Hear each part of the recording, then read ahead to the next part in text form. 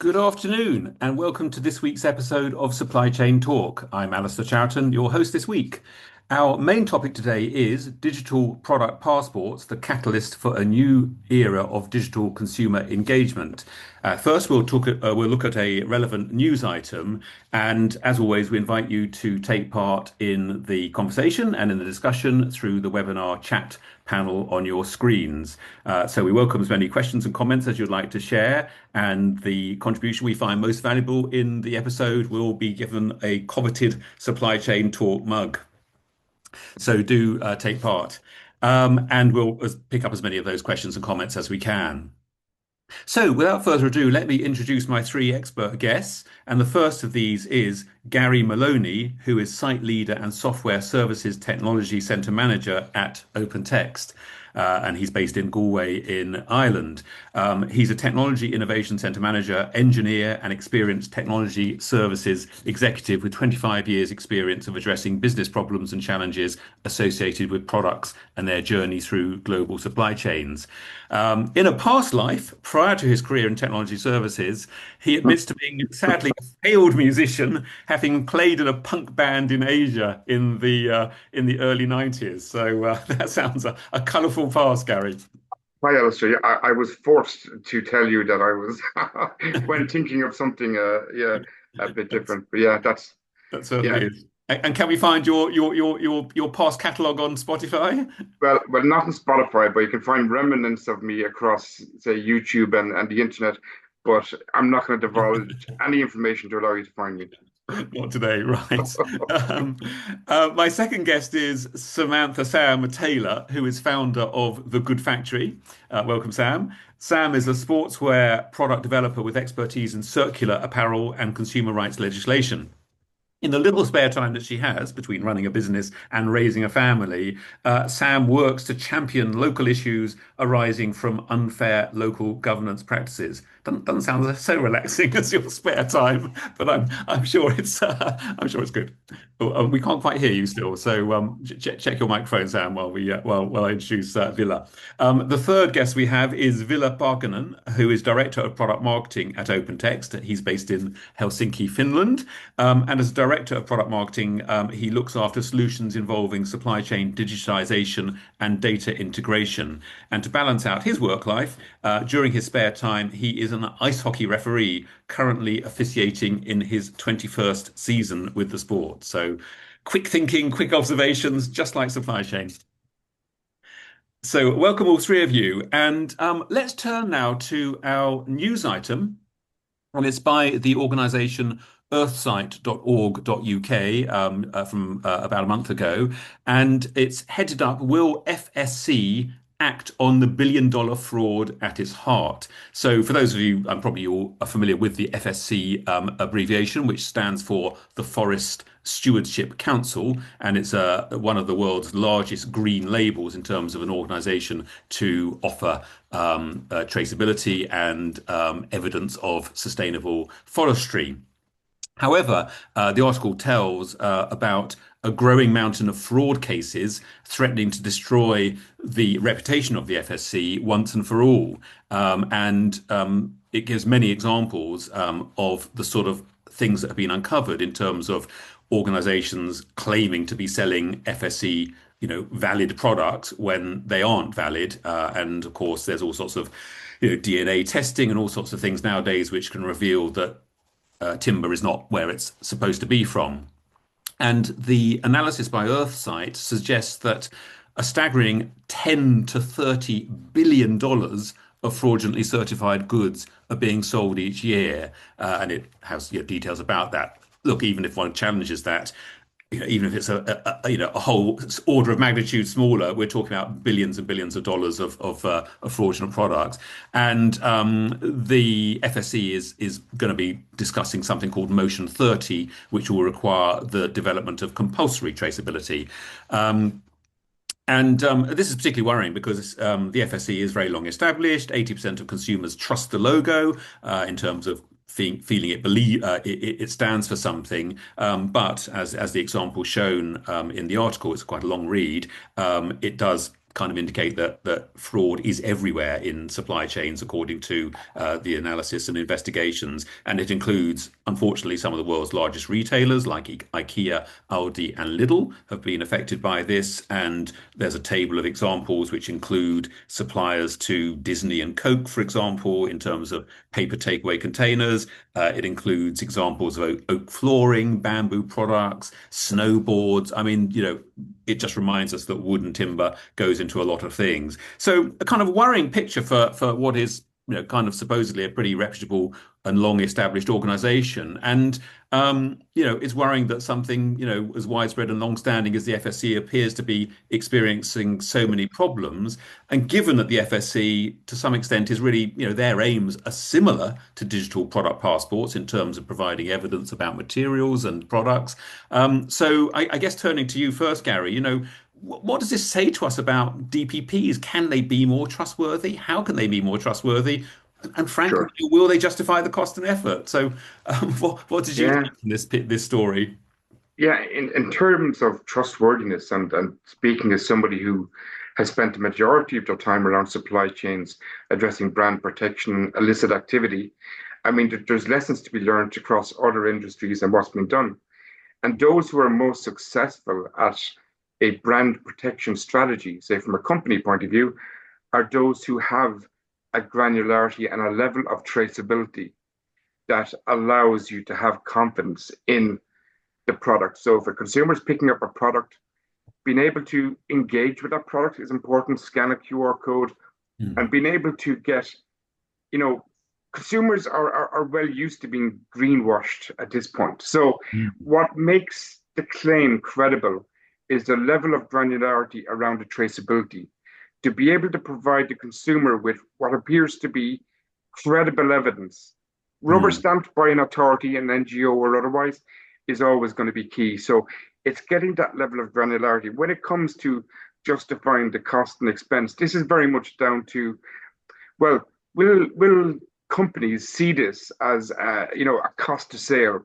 Those companies who are working at the highest level of maturity in this space really see it as an investment and they look to unlock value beyond the regulatory compliance.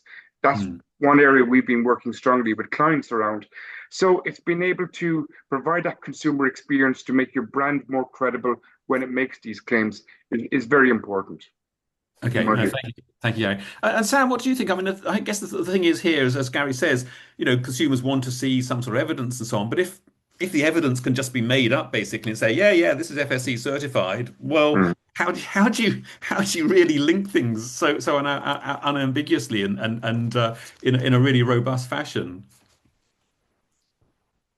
Oh, I think are you still? We're still not hearing you, Sam. I'll let Katie to see if she can sort out whatever's going on at your end, and let's turn to Villa then for a moment. Yeah, I think the article was really interesting because I think it highlights the sort of issues around sustainability in general, that it is quite a complex topic. And in this case, the main problem is that FSC refuses to implement traceability measures and the enforcement. So that is kind of going to their credibility.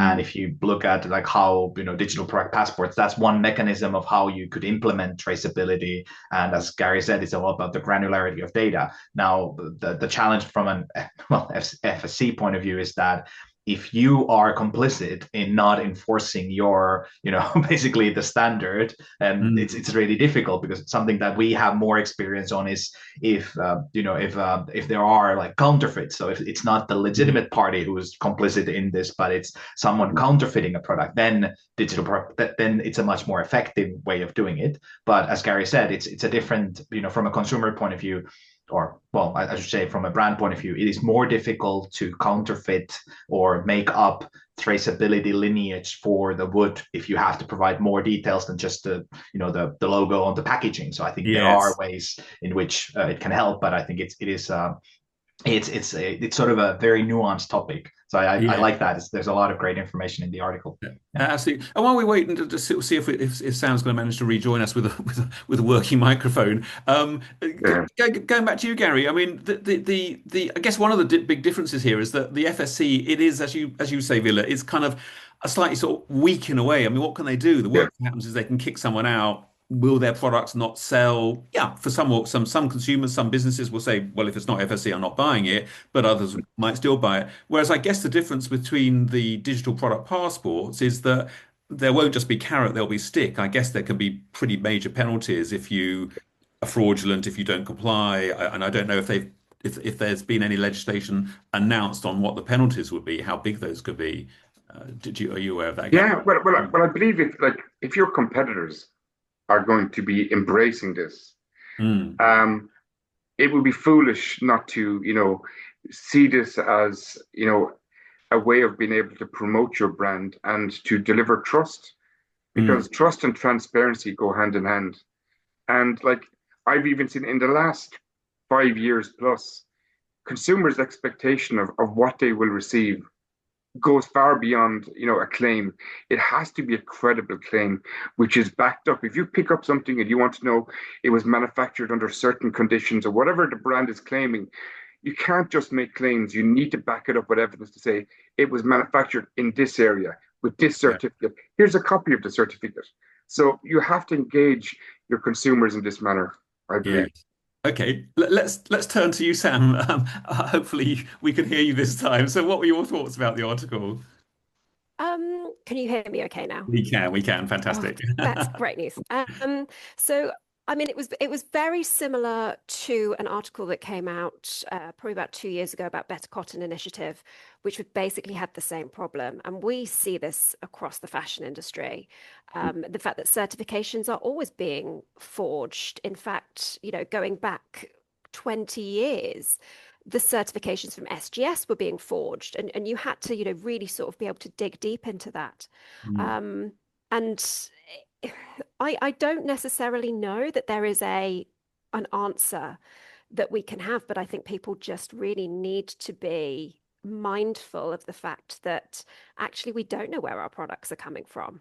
Yeah, and it's difficult because for the consumer, yeah, we can't launch investigation into every product we buy. And I mean, turning to you, Villa, just picking up on the question I'd asked Gary, are you aware that does the new legislation have a lot of penalties? Is there the potential, like say competition law, where suddenly you can be fined a percentage of your worldwide turnover, and that's a pretty strong incentive to not be fraudulent.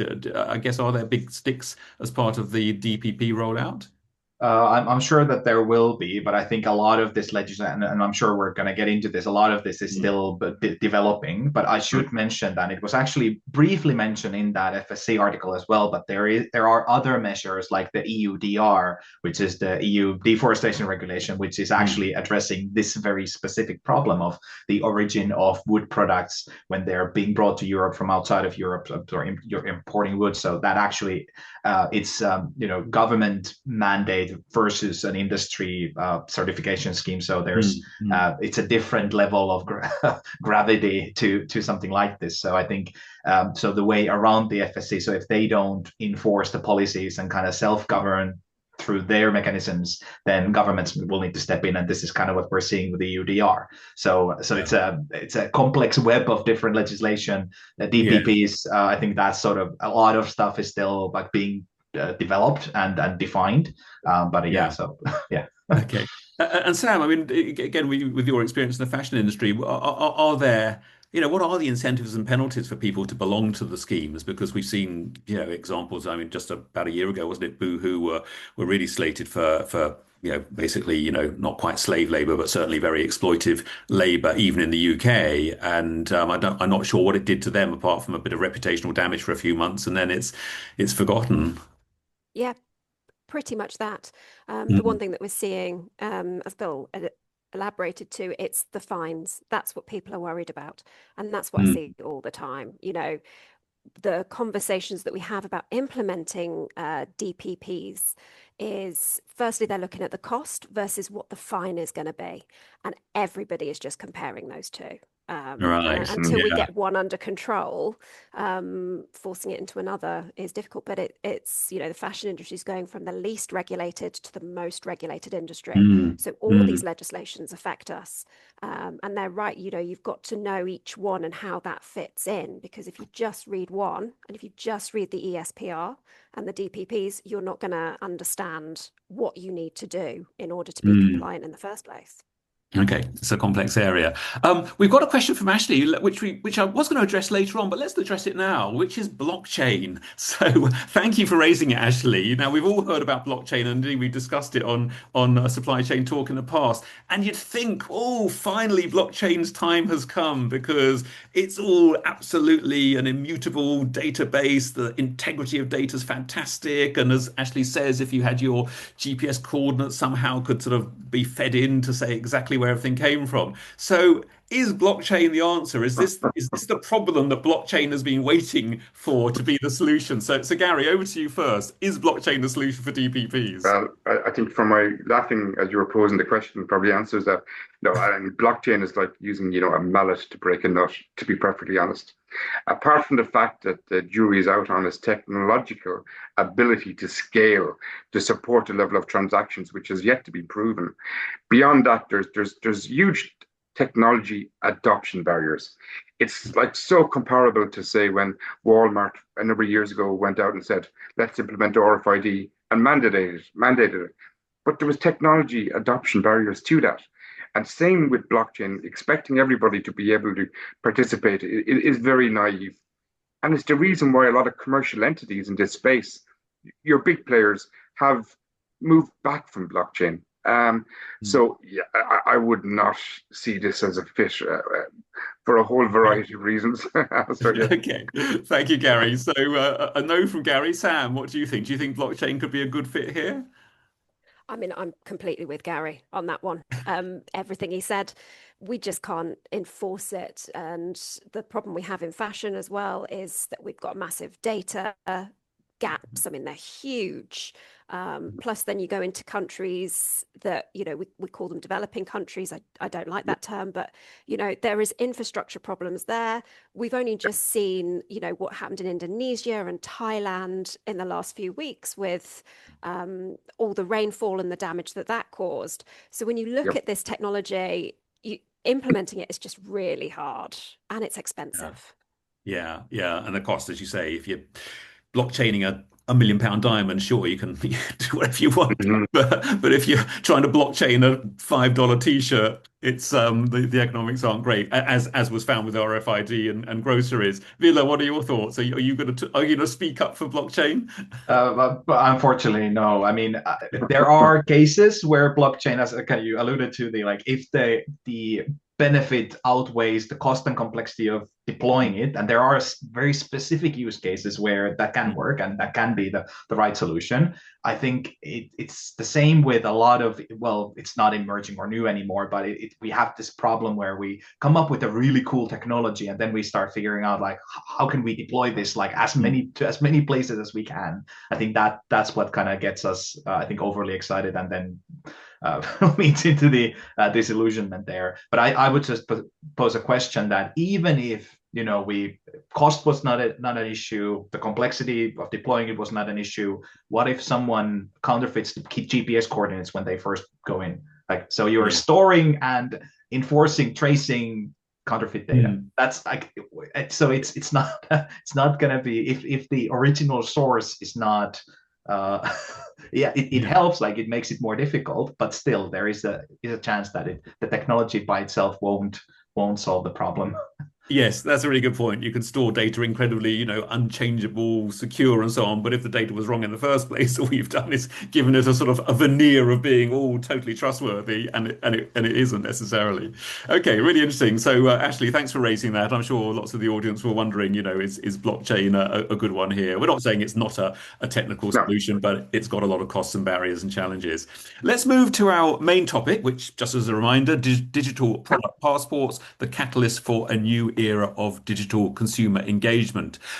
So the first topic we had was regulatory updates, regulation goals, progress, timeline, and scope. So the legislation, Eco Design for Sustainable Products Regulation, ESPR, became effective 2 years ago in July 2024. But we've still really only got outline information about the first product categories, and some key details aren't even confirmed, particularly the level of granularity. And I think it has been published that there could be three levels of granularity. You have the same DPP applying for all the items produced of a certain kind.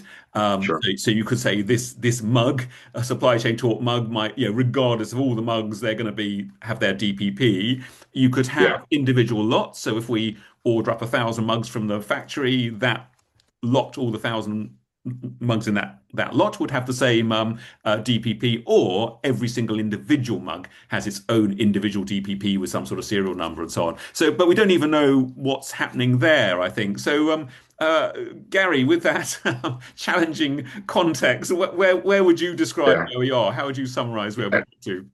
I think we're almost at describing the framework, or like almost the objectives and the goals, Mm, the what we want to achieve, but the how we're going to achieve it hasn't really been identified. So, like you said, what's absolute core to this is the traceability framework that's going to be put in place. And mm, understanding the supply chain with the transformation that takes part, as products are sourced and they're processed and manufactured, you would have to expect that it would be something like the GS1 traceability framework, which is EPCIS based, would be mm, the type of traceability framework that would be put in place, because it does enable that. There's many ways, obviously, of approaching it, and even the whole concept of, how data will be consolidated and published. Like at the moment, it's suggesting that it would be through a European consolidated kind of database. But that same program, if you look comparable with what happened around the EFPIA or kind of pharmaco traceability in Europe, that was the original proposition, but politics and everything got in the way, and it became, local databases by country.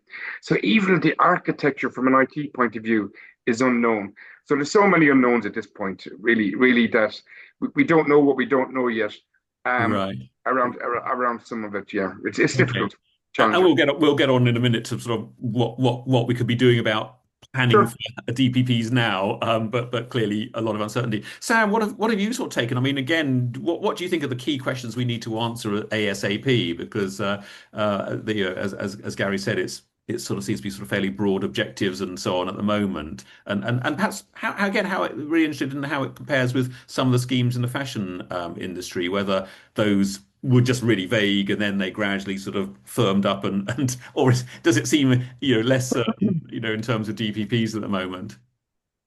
We're really fortunate in fashion, actually, because we actually do know, certainly the first stage, what we're going to be expected to do. Um, and a lot of it is around sort of ensuring laws that already are established. So, for example, in both the UK and the EU, if you sell anything online that's clothing, you must put the fiber composition. You would be surprised how many times I go on websites and it's not listed anywhere, Mm, mm, despite that being the law. So we know that there's going to be certain things around that, and including, what it needs to be recycled for. But Gary's so right, is that we're still arguing about how it's going to be enforced, which is the biggest issue, mm, particularly I think when it comes to the circular economy, because I was in a panel this week from a consulting firm who was saying that the EU is mandating QR codes. And I said, no, they're not. They've said they're not going to mandate how we mm. convey this information. You've just said it's QR codes because it's the cheapest option for the brand. But actually, when it comes Yeah. to the circular economy and it comes to end of life and recycling, QR codes are going to make it much more expensive than using RFID tags. And it's Mm. working out where that expense goes. So yes, I think we know certainly for the first edition what needs to be in it and what needs to be included, and many brands are already on that way because they Mm. know it engages their customers. But yeah, we've not worked out the technicalities of actually making it impactful from a climate Yes. perspective. Yeah. I suppose it is. I mean, one could take a positive there that actually the EU are not keen of being incredibly prescriptive. So if if a supply chain is already sort of pretty geared up to be using QR codes, on a voluntary basis, that they like to be able to share lots of info, and they've got the mechanisms to attach the relevant QR codes to all their products, then they're not having to switch. But if they already use RFID, then they're welcome to expand its use to DPP. So I guess that is a positive, that we know that it's not totally prescriptive. Villa, what are your thoughts on where we are on the legislation and regulations and the timescales and so on? Yeah, very much the same as others have Mm. have kind of described here. I think when I read the ESPR, the legislation that the EU passed, my conclusion was basically that all it says is that we're definitely gonna implement DPPs. It's decided, and then he left it at that. So Mm. there's a lot of the details, as we discussed, like even to like what is it gonna look like on the product. And if we want to look at something that's a bit further along, we can look at the battery pass. So the industrial batteries, they do Mm. have a standard already. They know these are the 90 data attributes that you need to share across the 7 categories in the digital product passport. And it does say that it needs to be an individualized, like serialized QR code for Yeah. each battery themselves. So it cannot be on a batch level or kind of like several batteries having the same pass. So they all need to have individuals one. So that is great material to look at what it looks like in the Mm. battery industry, because it's going to be Mm. very different in the fashion industry, in the construction equipment, tires. So I think what we're Yes. going to see over the next, well, as we're kind of moving closer to deployment, is just to see how different these passports actually are across the different product categories. Because Yes. if you imagine the outcome or kind of the usage of industrial battery versus a t-shirt, there's a Yes. very different first of all requirements, or how do you first of all collect the data in the first place, how Mm. much Mm. data you need to have there, and who's going to consume that. Because if it's the consumer, you could argue that the QR code is probably the most friendly way to deliver that, Mm. because it's easily readable on a mobile phone. But then Yes. if it's if it's a service partner, someone who has different kind of equipment available for reading, then maybe the QR code is not the optimal way to do that. But that's Yeah. I think there's a lot of uncertainties, but we Yeah. roughly know where the direction is headed. Yeah, I think two really interesting things there. I mean, one, I think for everyone in the audience, if anyone's still tackling this, actually have a look at the industrial battery, regulations to get an idea of the, in a way, the most stringent regulations. I mean, 90 pieces of data, it's individual granularity, that's as demanding as it gets. So it's an interesting, way to kind of realize, well, this is the sort of thing you might have to do for some products. And I think the second thing is, it is really interesting thinking about, yeah, the ease of consumers and customers accessing this information. It'd be fascinating, I guess, to find out just how much is it downloaded, how many times do people look at it, or will it become, a pretty enormous effort for kind of, not much pickup in some categories. But it'll be very interesting to see. I mean, that leads on actually to our second discussion point, which is the broader implications of DPP adoption for both businesses and consumers. So I guess, even if the rollout's quite slow, industrial batteries, I think, are tail end of next year or 2027. I think textiles and apparel is coming in 2027 plus. So it's all quite a while away. But I guess consumers, customers, business and consumer customers, are already asking for more information about products. And I guess it's interesting to think about how much it affects people's buying decisions. So Gary, what do you think Yeah, people are already really looking for this information when they're buying? 100%. So Hmm. there's already, like, even if DPP didn't happen, there's already a strong enough motion in the industry today, particularly from a consumer point of view. Like, the belief very much from is that the next marketing battleground, without doubt, is the digital engagement of the consumer with your brand. And we're Mm. seeing this with our existing customers who avail of traceability services to uniquely identify the product. And the use cases for that are huge. It's from being able to pick up a product and scan it to verify if it is part of a product recall that's taking place, Mm. access to further product information, warranty, rebate, and more companies are doing driven from their point of view because it is a marketing battleground. And the more and more we actually are integrating with loyalty program service providers who are Mm. in different geographies. So brands themselves, the brands who are operating at the highest level of maturity, have existing programs looking to how best to engage their consumer, build trust, transparency, build loyalty, you know, offer coupons. So this is already in motion at the moment, and we're delivering services in this space. DPP is just another reason why companies need to implement traceability and avail and really have a program behind the marketing of their brand with the consumer engagement. It's key. Yeah.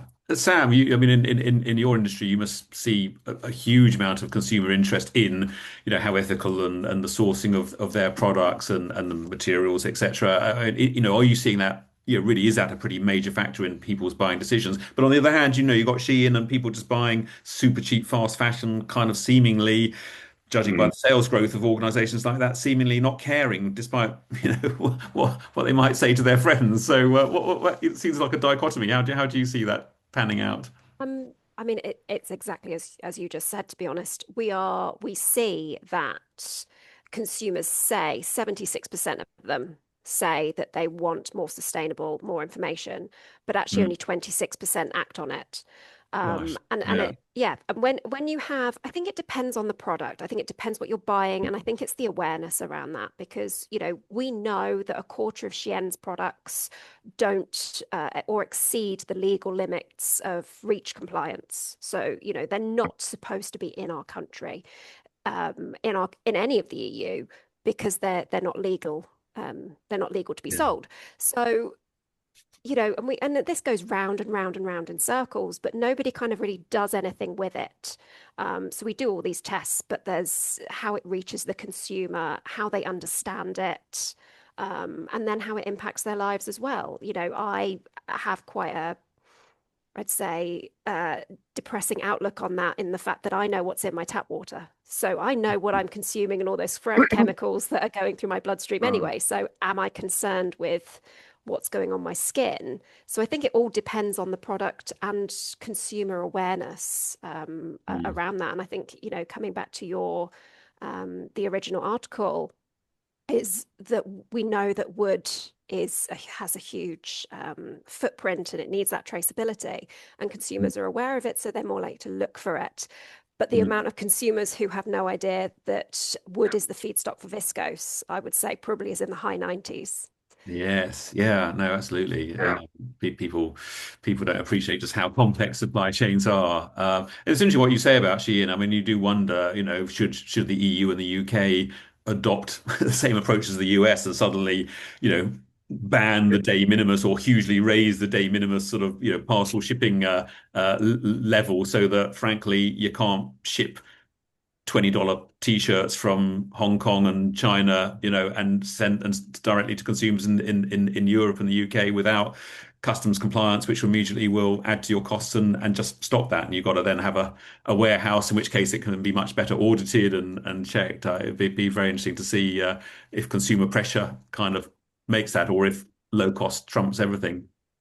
Mhm. Villa, your thoughts on the sort of consumer and the business customer as well, where they're driving things in this.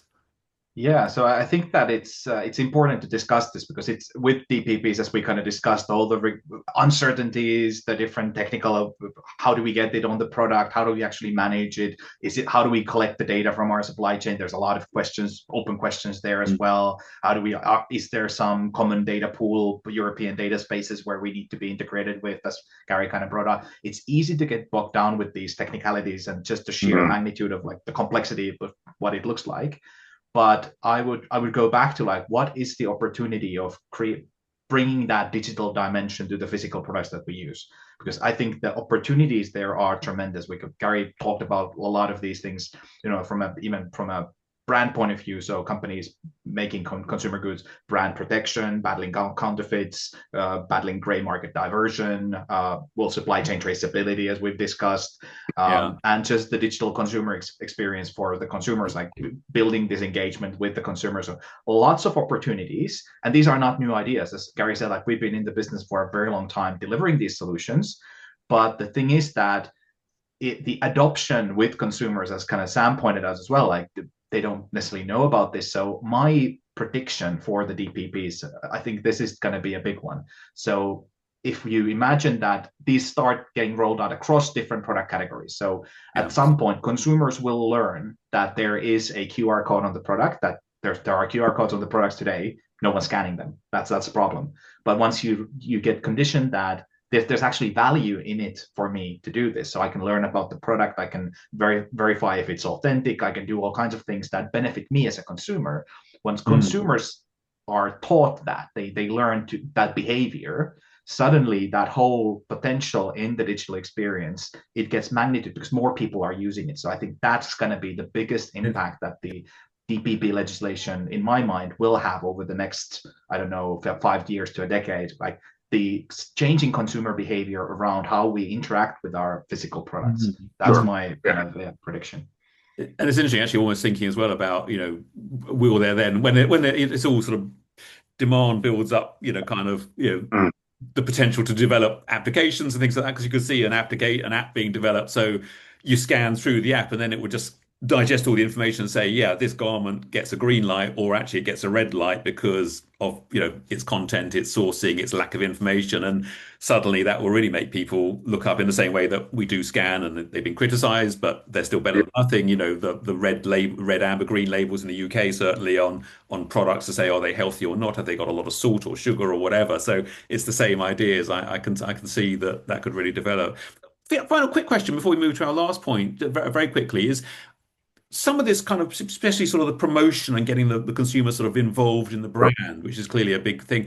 But that does involve the consumer willing to share their data back with the brand. So is that something? Perhaps turning to you first on that one, Sam. Are consumers now more and more cautious? We just see all these hacks and data leaks.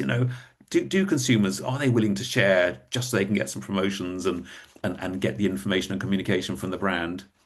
So yes, we do see that, particularly if we're offering a discount. Mm, That is still a huge driver. right. Um, Yeah. Whether that will change, I don't know, because obviously in the UK we're now seeing a massive move by the government to create digital IDs for business owners, Mm, veterans, and they want to sort of, the talk about rolling that out. But at mm. the same time, the platform that they're using for that does not have the relevant security certifications that by law they're supposed to have. So who knows? I think it's going to become a very murky area, to be honest. Yeah, yeah. Gary, do you, I mean, in the work you do you see Sure. a barrier to being able to do promotions, or people just not willing to sign up?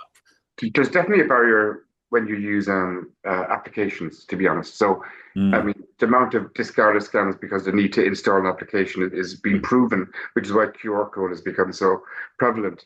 But it really does go back to the incentive, the incentive to actually for a consumer to want to pick up. So brands are aware of this, and you mentioned it's about rebate, warranty, loyalty, access to information in these other areas. It does depend on the product, but I suppose what's important behind this as well is how brands will see this is that we've got brands who are their main core reason for putting our QR code and individually serializing a product is illicit activity, grey market product diversion, um, fraud product coming into the supply chain, and counterfeit product.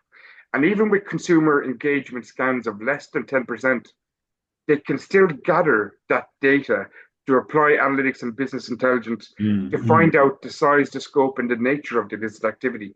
So you're not talking about having to incentivize every consumer. It's enough to Yeah. gather enough data to address the reason why you put that QR code on the product in the first place. Okay. Well, thanks, Yeah. Gary. And Villa, lastly, your thoughts? Again, you must have dealt with lots of companies on all sorts of ways they use their data and gather it. Do you see the consumer engagement? Actually, people are willing to do it if they got an incentive. I think that I would just more look at this from a point of view like what's right for your brand. Like how Mm, deep of an engagement are you actually looking for if you're the brand who's designing this, and obviously Mhm. you're the one. So the mm. DPP legislation, if you're in the covered product categories, of which there are many, it will set the kind of bare minimum of what you have to do. Is you need to present these X attributes to the consumer, and that can frankly be just a blank page with those attributes like that. There's no like formatting requirements around or what you build around that experience. And I think Yeah. how you do that and how deeply, like, do you integrate that with your marketing communications? Do you actually collect the consumer information, like their details there? I think that all depends on what kind of a relationship your brand wants to and can create with consumers. So there's a lot of flexibility in how you go about adopting it from a consumer experience point of view. The Yeah. DPP will set the bare minimum, but then what you do outside of that, it's really up to like what's right for your business and what can you do, because not all Yes. brands are trusted the same way as others. So I Yeah. think Yeah. yeah. Okay. No, good. Thank you. So let's move to our final question, which is building an action plan. What should organizations do next? So, as we recognize, some of these regulations aren't coming into effect for 2 years or more, Sure. and there's still quite a lot of uncertainty. So, I guess the question is, what can organizations start planning for at this stage? So, Gary, what would your advice be for organizations who aren't doing industrial batteries and therefore may have a Sure. few more Sure. years to prepare? Yeah. Like this is inevitable. It's coming down around the road. We know it is coming. How it has to be implemented has to be dealt, has to be addressed. But I think, at a minimum, I think a company needs to identify, a party within their organization who will take the lead, who will Mm, be the point of contact to keep an eye on legislation. Those who are closer to implementation.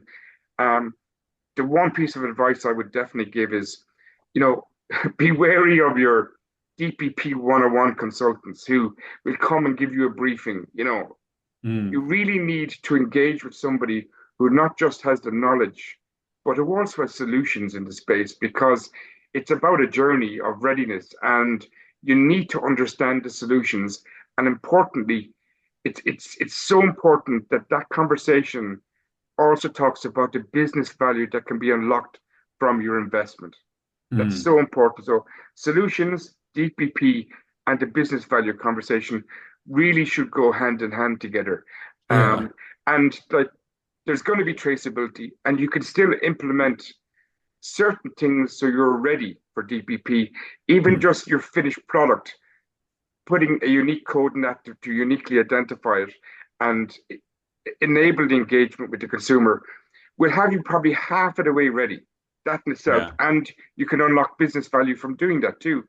So it's a Yeah. consideration, a strong consideration. Yeah, no, and good advice to be thinking of the upside as well as just a pure cost and Absolutely. regulatory burden. And Sam, I mean, you were mentioning much earlier on in the discussion how there's enormous data gaps in fashion supply chains, and I'm just mentioning the complexity that the supply chain may include timber way back, feeding into the materials and so on. So I guess that's one area of preparation. But again, what would your advice be on what organizations should start doing now? I mean, fashion again is unique because our lead times from fabric alone, so that's not even going back even further, is 18 months as average. So, Mm, mm, there is no time to sit around with this. What I would say is that so every component that you have in an item needs to be able to be in its bill of materials with mm. reference numbers, with suppliers, and attached to PO numbers. And Yeah. then, to be honest, you've got everything that you need for the first iteration up until 2030, when we're going to need more information. But Mm, it's that. And then there's obviously these, I think it's the Eco Belays. I don't think I pronounced that right, but in France, the new platform that they have just bought online. Italy's bringing in its own. There are many solution providers who can give you, your footprint effectively, but mm, it's mm. using those as best you can, and the more information you have, the more accurate it will be. But we Yeah. already do a lot of what we need to anyway. It's just collating all that information into a database so that it's usable. Yeah, and again, interesting advice there in a way, just to look at some of these established solutions out there, have a chat to them. You're not going to kind of have to sign up to anything, and at least Mhm. they're not consultant 101s, just a one man band sort of suddenly saying they're an expert. So again, interesting advice there, Sam. And finally, Villa, your thoughts on what to do now, building in terms of building an action plan. What are the useful things to get started on? Yeah, very much in line with what Gary and Sam were saying there. So you are already doing a lot of things, and you already know some of the things that you will have to do. So you know that you need to have a digital record on a product that you need to display to the consumer. You don't necessarily know which specific data elements there are going to be there, but you know that there are going to be some data elements there. So and there needs to be a digital record. You know that it needs to be somehow linked to your physical products. Again, lots of solutions in the market, starting from the serialized QR codes, something that we're very familiar with. And you also know that you need to collect some of this data from your suppliers, as Sam was saying there. So, and you can look at other developments, like there's a good product traceability requirement, the food industry in the US called Food Safety Modernization Act, kind of the FSMA, and they're kind of that's being deployed, and they have a very simple way of how you do this. So they're basically just looking at how are you exchanging data today with your suppliers. Just attach it to the ASM. So the shipment notice, you're going to get a lot of the information for that requirement from the suppliers.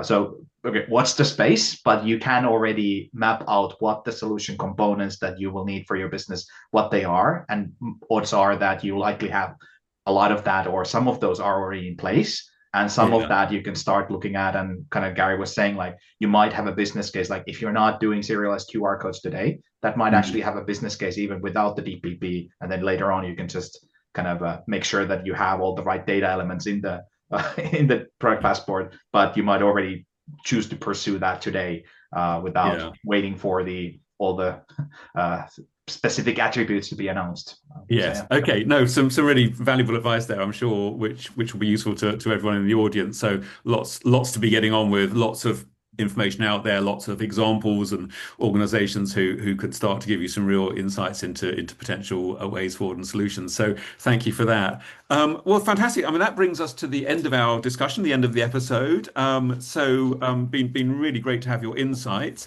The Supply Chain Talk mug, I think we will award that to Ashley. Great question on blockchain, Ashley. I think you're going to have to build an extension. I think you've got quite a few mugs already, so your kitchen is going to get bigger and bigger to hold them all.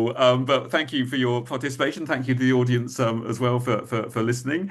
So it just remains me to flag our next episode, which is this time next week at 4 p.m. UK time on the 10th of December, hosted by Anna Maria Velika. And the subject is From Data to Action, Harnessing Supply Chain Insights for Climate Progress. So that'll be a really interesting discussion on climate.